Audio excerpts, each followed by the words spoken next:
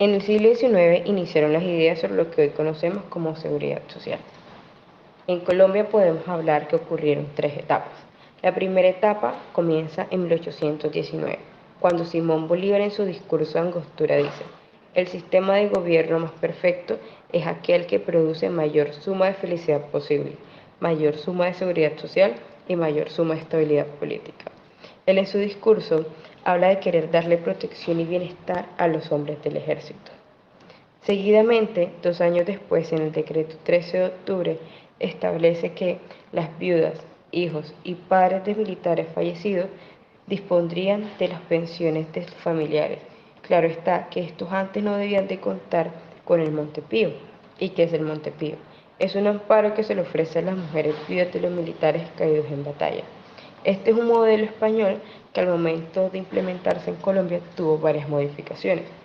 En 1843, al anexar dar prestaciones económicas a las viudas, y en 1890, cuando se volvió a implementar con reformas a los fondos, pensiones y asignaciones que ahora estarían dispuestos en una escala diferencial, es decir, que dependían del grado militar. En 1904, el general Rafael Uribe Uribe, en la Conferencia Socialismo del Estado, hace declaraciones tanto para el derecho laboral como para la seguridad social. Del primero se refirió a los principios de seguridad y bienestar social, a que la jornada diaria debía ser únicamente de 8 horas, al reposo dominical, a la salubridad y por último, como él mismo se refirió a aquellas aspiraciones socialistas, habló sobre la participación de los obreros en las ganancias de la industria, a la conformación de cajas de ahorro y al desarrollo de seguros y de todos los sistemas cooperativos. Un año después se emite pues la Ley 29 de 1905. Básicamente en esta podemos resaltar que propone una especie de régimen de pensión. En él establece pues una edad mínima de 60 años, el que no se haya recibido como tal una pensión previamente, que la persona pues fuera honrada como tal y de buena conducta, que estuviera a paz y salvo con el Tesoro Nacional, y básicamente establece unas diferencias en el valor de las pensiones. Posteriormente encontramos pues la Ley 80 de 1916, que se destacó por eliminar la acumulación o transmisión de pensiones después de la muerte del beneficiario.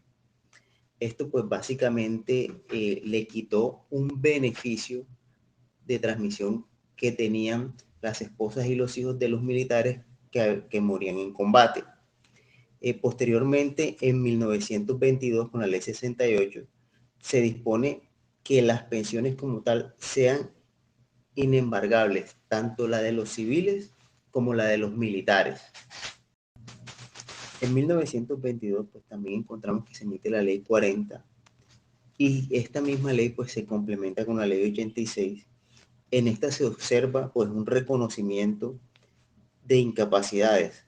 Sin embargo, estas solamente reconocían incapacidades que se derivaran de la enfermedad de la lepra. De pronto un poco diferente a lo que tenemos hoy en día, que digamos que se reconocen enfermedades tanto de origen común como laboral. Ya en 1930, digamos que las condiciones del país cambian tanto en lo poblacional como en lo económico, y digamos que surge la necesidad de generar pues condiciones que fueran favorables tanto para el empleado como para el empleador, ¿sí? A raíz de esto pues toman relevancia como tal los sindicatos y se crean normas que reconocen pues el estado de indefensión que tienen los obreros frente a accidentes y enfermedades. Esto básicamente conllevó a la necesidad de que se crearan como tal eh, lo que se llamaron o se conocieron como cajas de auxilio y cajas de fondo de retiro municipal, pues a las cuales los trabajadores como tal aportaban una pequeña parte de sus sueldos o salarios. 1945 a 1991.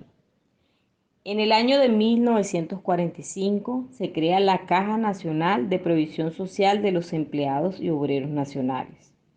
Ella reconocía y pagaba las prestaciones oficiales, tales como el auxilio de cesantías, la pensión vitalicia de jubilación al cumplir los 50 años de edad o los 20 años de servicio continuo, el seguro por muerte del empleado, entre otros.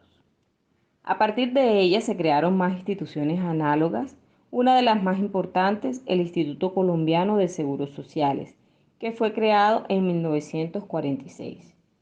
En ella eran asegurados todos los individuos nacionales y extranjeros que prestaran sus servicios a otra persona en virtud de un contrato de trabajo. Estaban incluidos los trabajadores a domicilio y los de servicio doméstico. Más adelante se renombró como Instituto de Seguros Sociales ISS, una entidad encargada de la seguridad social de los trabajadores en el sector privado con empleo formal.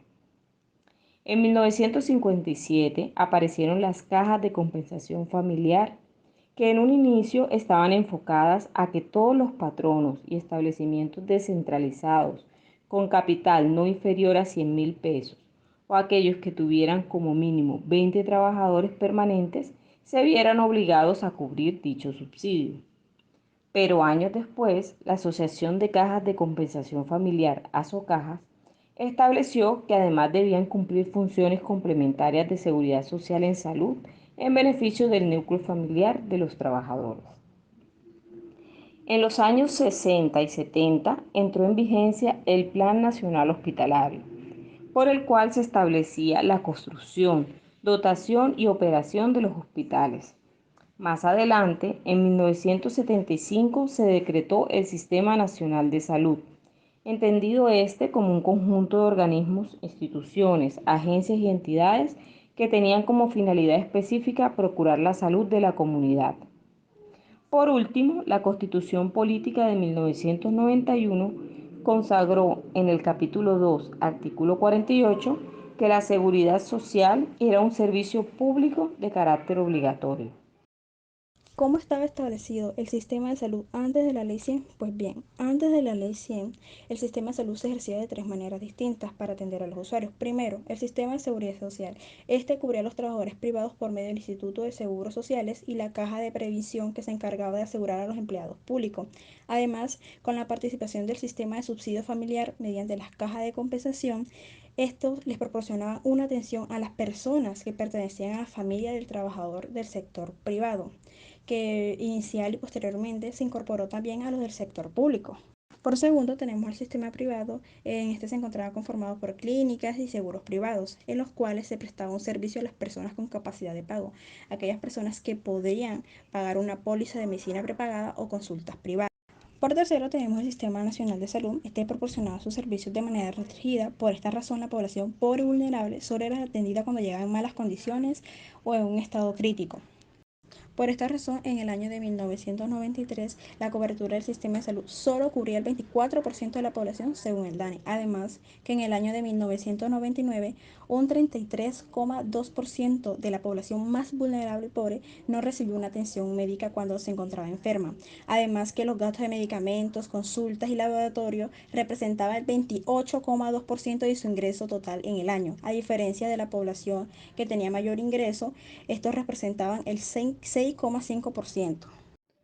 De manera histórica, en cuanto a las pensiones se refiere, antes de la Ley 100, manifiesta la Comisión Económica para América Latina y el Caribe que el sistema de pensiones en Colombia se remonta al decreto 1600 de 1945, por todas las veces que regula los bonos pensionales y el sistema de cotización pensional para aquellas personas que trabajan con el Estado.